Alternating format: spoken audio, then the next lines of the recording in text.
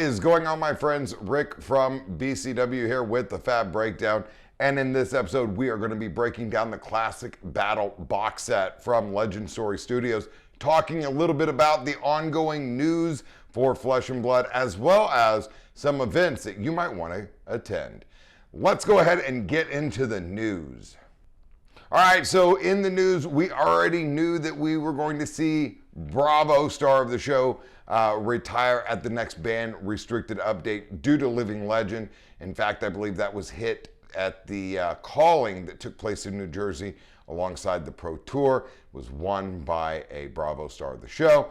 So that was enough points to put it over the top. Unfortunately for the ProQuest Season 2, it also started that same weekend, and Legend Story Studios does not like to make changes to valid heroes or Living Legend status in the midst of an organized play event season. So we'll have to wait to the conclusion of ProQuest Season number 2, and then we will have the ban restricted update. But wait, there's more. That's right, we are also looking at the fact that there could be a second hero in Classic Constructed joining that Living Legend status, and that would be Chain, Bound by Shadows. This came about primarily because Chain was able to win the Pro Tour. So winning the Pro Tour got 200 points added to Chain's Living Legend status. Again, when Chain first came out in Seeds of Agony was a legal card, Chain was very dominant during the Road to Nationals. They made some changes, they banned some cards. Chain still saw some success, but not at the rapid rate in which he had prior to that banning. So now Chain is doing exceptionally well. Chain has been winning a lot of ProQuest, won the Pro Tour, and I believe at the time of recording only needs 3 ProQuests in order to hit Living Legend status. That is very likely as we're going into the last weekend of ProQuest Season number 2. So be on the lookout for Chain to also hit the Living Legend status as well. Which is really going to be refreshing in my personal opinion, because we're going to see a brand new meta. Since Monarch, Chain has been kind of a boogeyman. We've also had Bravo star of the show as a boogeyman since Everfest. So we're really going to go into 3 new heroes in Classic Constructed, plus all the original existing heroes except for the ones that have hit Living Legend, giving us a brand new meta and something to look forward to out of this new Uprising set and meta. So wins all around as far as I'm concerned. Good luck to everybody sleeving up Chain this weekend and playing Chain. Hopefully you win. I will be playing in a ProQuest Saturday myself. No, I'm not playing Chain. Why? Because I'm going to probably run Dash. I'm not going to lie. I love Dash. Dash is kind of the hero that I've stuck with the most. And I have a really nice build. So I'm probably going to run a little bit of Dash into the meta. It's kind of just for funsies. I would not be going to the Pro Tour number 2 due to family constraints. Traveling to France is a little bit outside of the realm of possibility for me at this point in time. But I would like to win a gold cold foil. Who wouldn't? So we're going to take our best deck. We're going to do our best, and we're going to try and get there. All right, so that's really the big news, if you will. We do have a spoiler season getting ready to start. I believe June 4th is when a lot of the content creators can start unveiling their cards. So in a day or 2 after this video goes up. Probably if you're watching this and it's after June 4th, you've already seen some of the initial spoilers. I hope they're absolutely amazing. I will be glued to the internet looking for the spoilers. Then we have upcoming events that you should know about. So for those of you that don't know, we have a world premiere Uprising event taking place Friday, June 10th in Las Vegas, Nevada, here in the United States. It's also taking place in Madrid and Sydney as well. So same weekend, Uprising pre-release world premiere event. I will be attending one of those. And we will also be at the Team Blitz calling in Las Vegas with the world premiere event. There is a calling attached to it in all 3 locations. Super excited to be able to play with some really phenomenal players on my team. Shout out to Flake and shout out to Eric. Thank you guys for allowing me to be part of your team.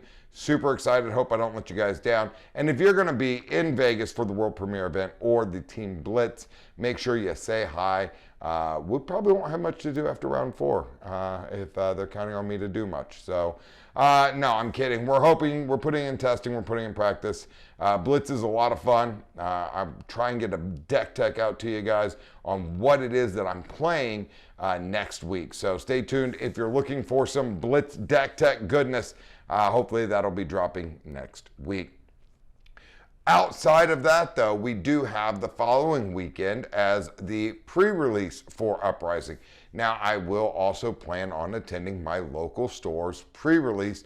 Why? Because I like attending pre-releases. It's a chance to play some sealed. It's also a chance to have some fun in a more casual, relaxed environment. And that is what I love about Flesh and Blood, that you can play this game both on a casual level as well as play it on an extremely competitive level.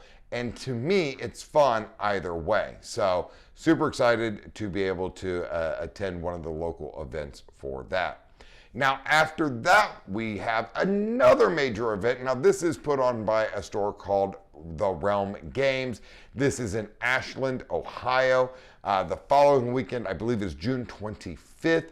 They have a massive event. It's capped at like 304 players. I strongly recommend if you're anywhere near the Midwest or if you can make the trip in, you should attend this event. It is a 10K Classic Constructed tournament. And Uprising will be legal because it's the day after the set comes out. So it'll be all of the new heroes, all the new cards. You can come play some Classic Constructed. From my understanding, they will also be streaming this event and they will have commentary for this event. They're also going to be running some side events for sealed, whether it's draft or sealed. They're going to have some Uprising events going on as well. So I am more than excited. I'm looking into attending this event myself. Just have to look at the timing, especially with going to Vegas and playing in a pre-release, and then the following weekend traveling again. I just need to make sure that I can do it, but my goal is to be in attendance for that Class Constructed 10K event, as well as some of the side events and hanging out with you fine Flesh and Blood community type people. So again, that's in Ashland, Ohio. It is the Realm Games. Check them out. Make sure if you can attend, I would highly recommend it. It's going to be a fun event and they're going to have commentary. I love seeing stores step up and do stuff like this.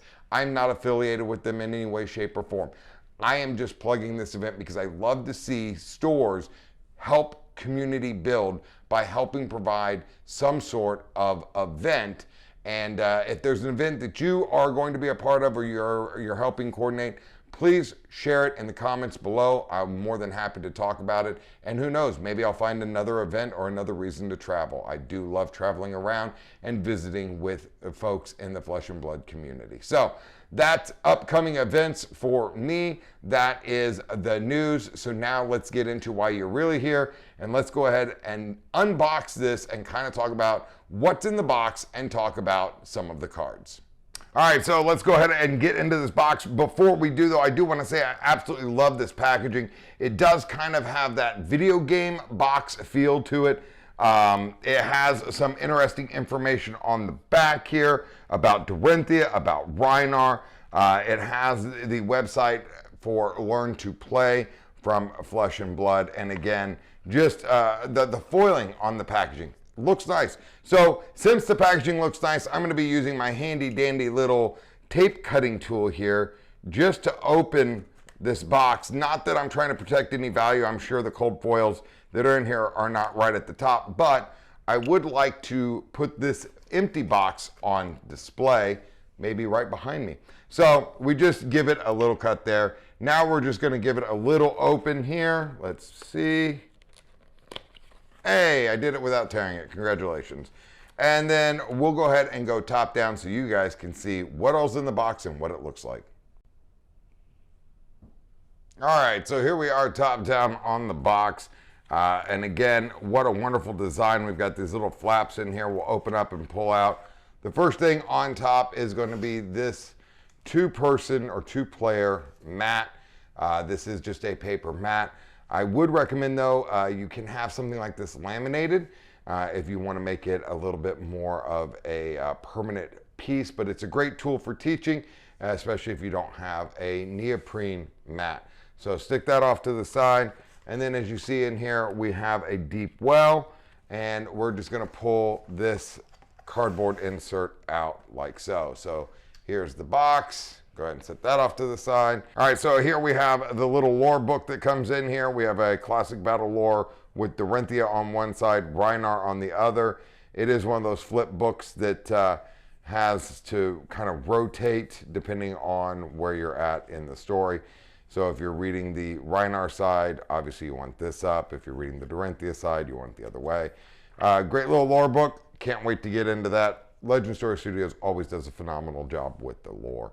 All right, and then we have this, and it looks like you can either tear the cardboard, push the flaps down, or you can just fold it in half and drop them out. And there we go. We have 2 sealed decks. Stick that off to the side for now.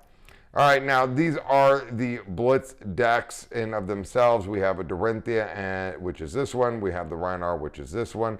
It's wrapped in cellophane. It looks like it's got these little easy tabs here. Just be warned, every time I've tried to open this with these little tabs, it goes horribly wrong. So let's see if I can do it this time. Hey, look, I did it. Yay me. All right, so let's go ahead and quickly go through the decks. We're not really going to spend a whole lot of time going through all the cards in the deck just because we're dealing with a lot of reprints in here. So first card, though, is not a reprint. This is Bone Vizier.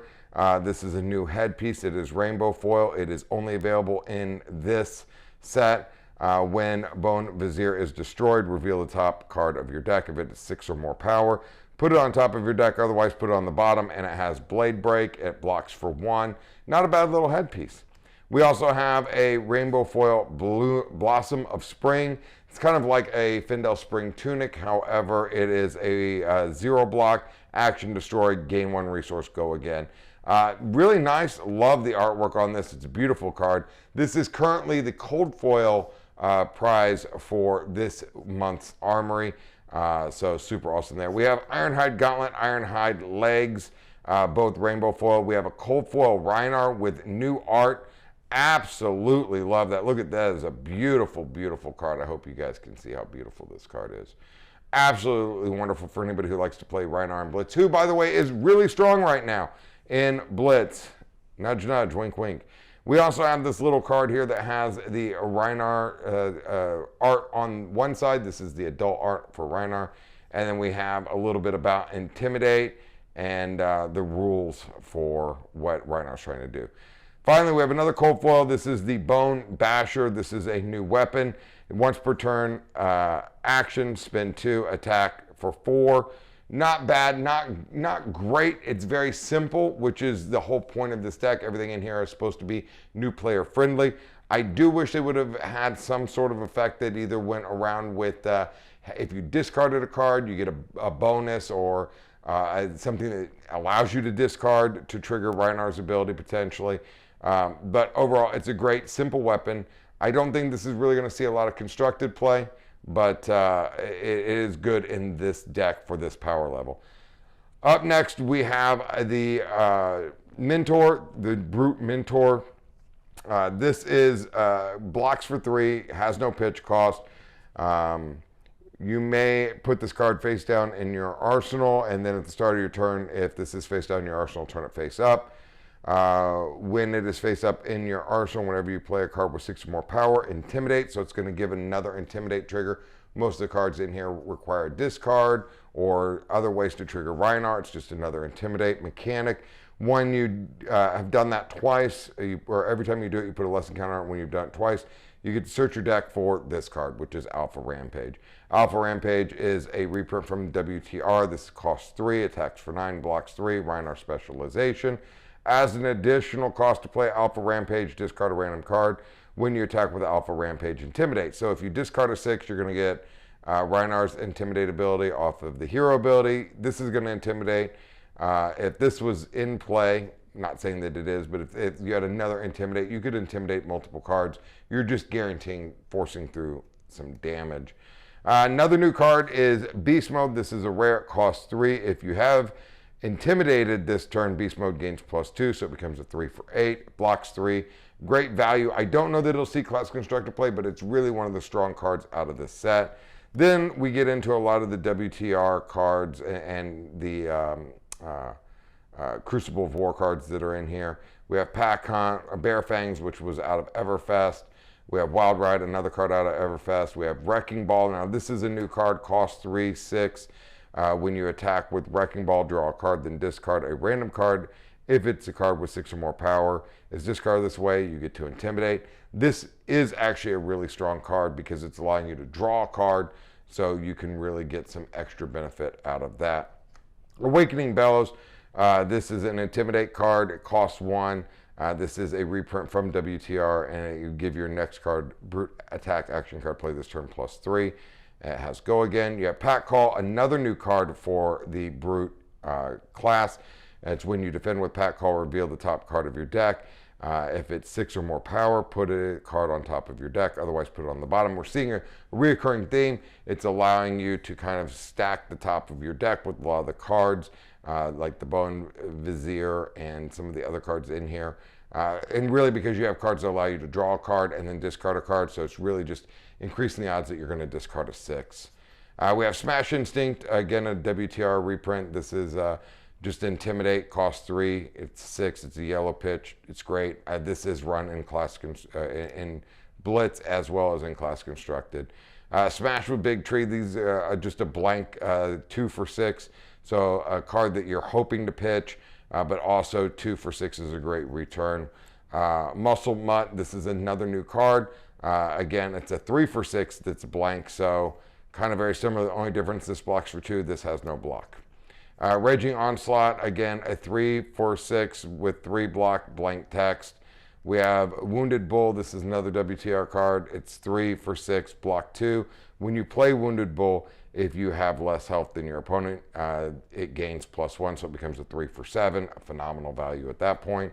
Then we get into the Barraging Beatdown. This is an all-star stellar card for the Brute. I do wish that this deck had 2 of each pitch in it, because this is an amazing card. It is a 0 cost Brute action, blocks for 3. It automatically intimidates, and then if the next Brute attack is not blocked by 2 or more non-equipment cards, the attack gains +3. So the red gains +4, the blue gains +2, the yellow gains +3. It has Intimidate, it has Go Again, it blocks for 3. This is an amazing card. If you're picking up Brute, if you're picking up Rhinar, you definitely want to make sure you get a full play set of the red pitch, yellow pitch, and blue pitch. Again, those are WTR cards. Should be easy to find.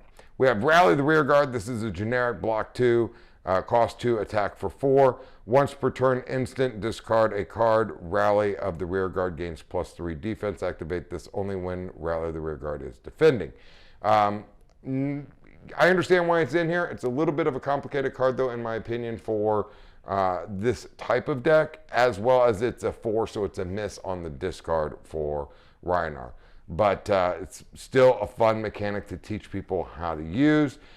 We have Wrecker Romp. Wrecker Romp is a 2 cost blue pitch, blocks 3, 6, as an additional cost to play Wrecker Romp, discard a random card. We have Come to Fight, a non-attack action that gives your next attack action card +1. It has Go Again, it costs 1, blocks 3, blue pitch. Clearing Bellow, this is another new card. It's a 0 cost, it intimidates, it has Go Again, it blocks 3. I kind of just wish this was the Barraging Beatdown blue. But I understand trying to give variety, trying to give spice. Very similar to High Roller. So we now have a lot of blues that have the 0 cost and the Intimidate. We have a new generic defense reaction. It's a blue pitch 0.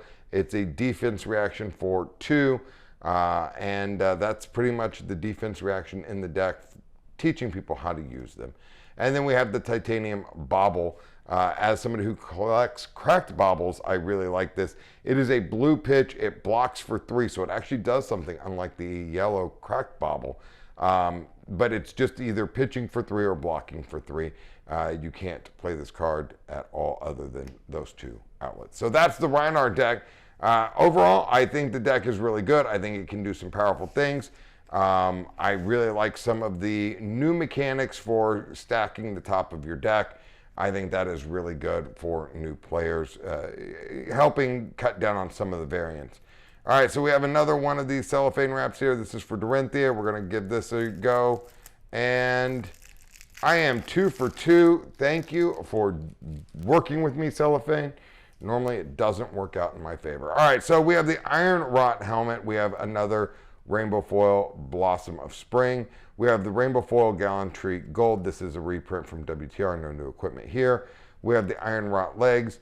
Again, I kind of wish this was the Iron Hide, but the Iron Rot is just fine for what this deck is doing. We have the Dorinthea Quicksilver Prodigy and the Dawnblade Resplendent. Now, these are not the original WTR hero or weapon. They are different. The abilities are similar, but it's made to be a little bit easier for people. I kind of wish it was the original Dorinthea and the original Dawnblade in cold foil, but I understand why they didn't do it. So we have the Dorinthea. The new ability is the first time Dawnblade Resplendent gains go again each turn, you may attack with it an additional time. And then the Dawnblade Resplendent, and specifically named here on the card, so this would be the weapon you would need to use with this warrior. Once per turn action, cost 1 attack. The second time you attack with Dawnblade each turn, it gains +1 until end of turn. It's a two-handed weapon, attacks for 2. So it gives the +1, but it's only a temporary counter, unlike the actual Dawnblade for Dorinthea, which is every time it hits, if it hits twice in a turn, you put a permanent counter on it, unless it doesn't hit at all, and then you have to remove all counters from it. So it's a little tricky. I understand why you made this. This is a simpler version. This may be more consistent in getting plus damage out of it. So this could be better. Only time will tell, and really good warrior players will be able to tell, make a deck with this hero for Blitz specifically. So we have Hala. This is the Warrior Mentor. Now this will be the second Warrior Mentor, as there's already another Warrior Mentor out there. For the Light Hero came in the Bolton deck. And again, just like the Brute one, this is going to be very specific for searching for a specific card. So when this is face down in your arsenal at the start of your turn, you may turn it face up. When Hala is face up in the arsenal, whenever a sword attack you control hits, it gains Go Again and put a lesson counter on Hala.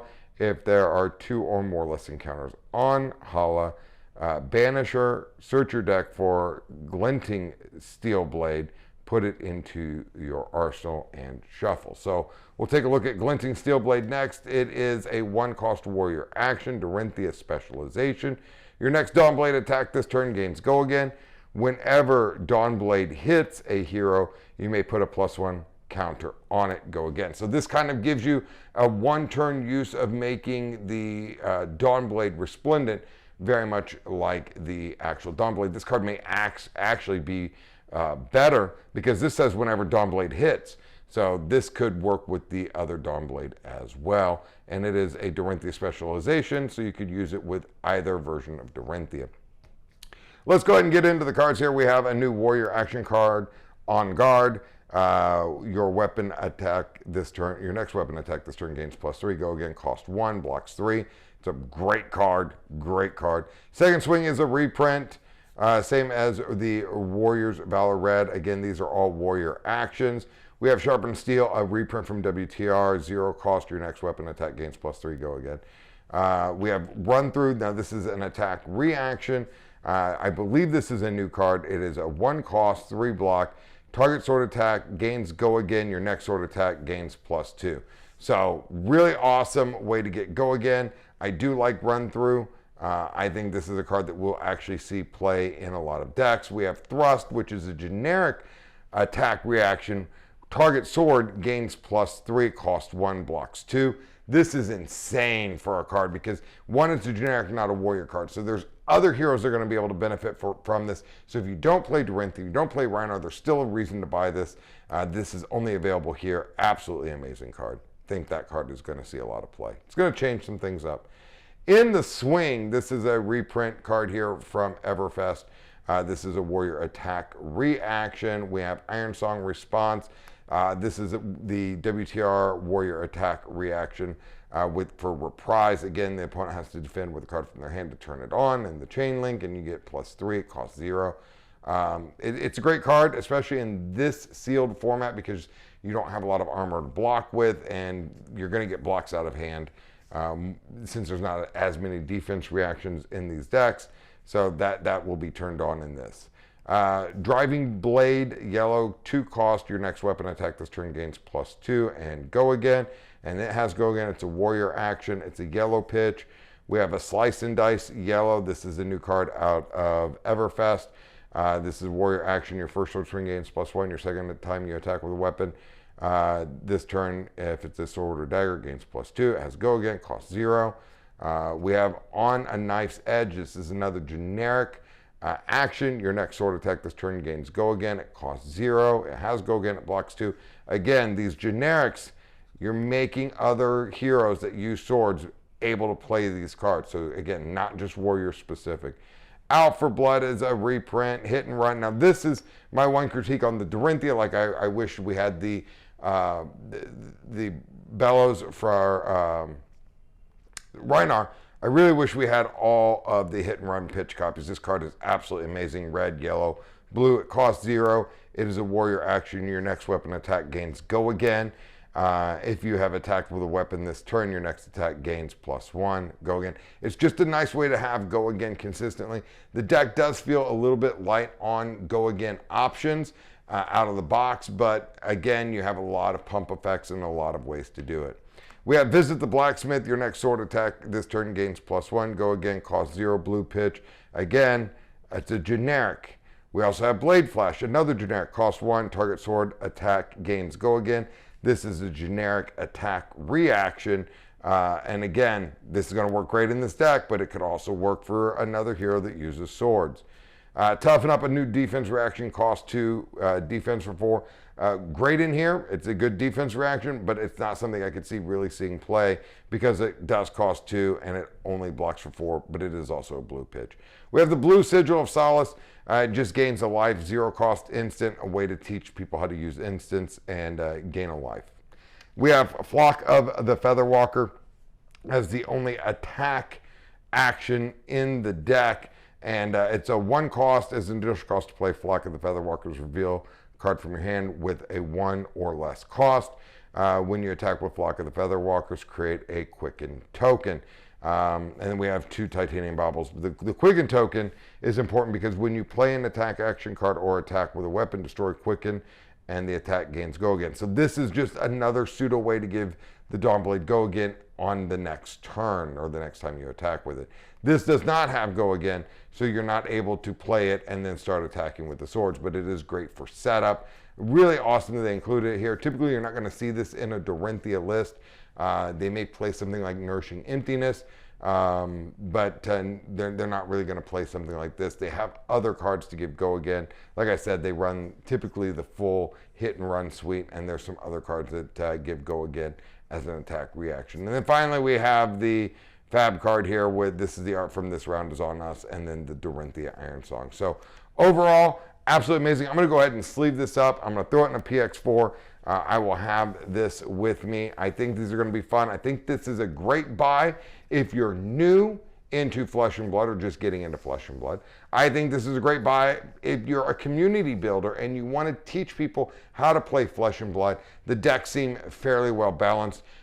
Yes, you get some cold foils in here. Yes, there's some inherent value.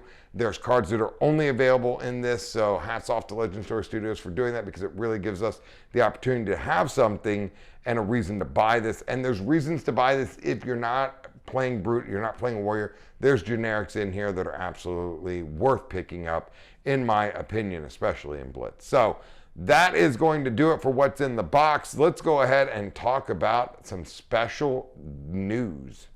All right, well, there you have it. That's Classic Battle. Now, you might be wondering, why do I have a Prime X4 deck box here and a couple pack sleeves and another sealed box? Yes, this one is still sealed for the Classic Battle. Well, it's because I'm doing a giveaway. Duh, it's my channel. It's what I do. No, I'm going to be giving this set away on Twitter. Make sure that you're following me on Twitter. There is a link to my Twitter in the description of this video.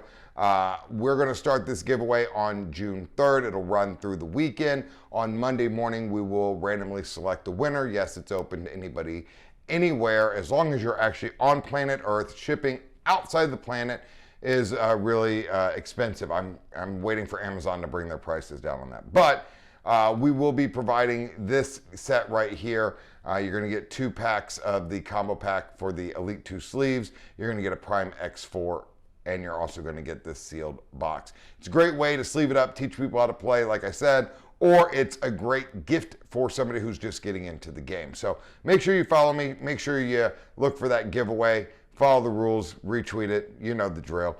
And we'll be more than happy to select the winner on the following Monday.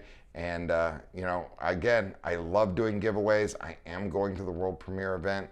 I did sign up for the big package for the world premiere event and the Team Blitz. So I'm going to have some goodies when I come back home.